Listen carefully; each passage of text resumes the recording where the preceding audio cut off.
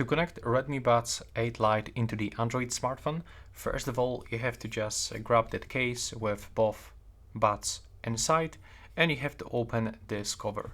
Now you will have to rotate that charging case and take a look on this small button.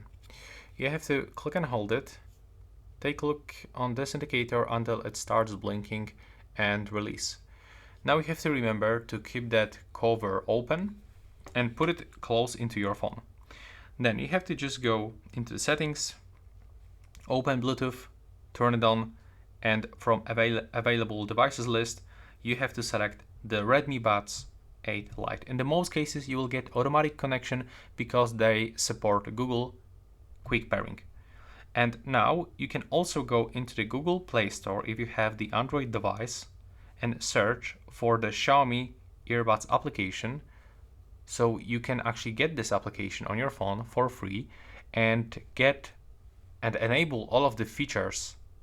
So just click next on everything that will pop up on your screen, click agree, click allow, and as you can see we get this automatic connection. Thanks for watching. If you find it useful, please hit the like button.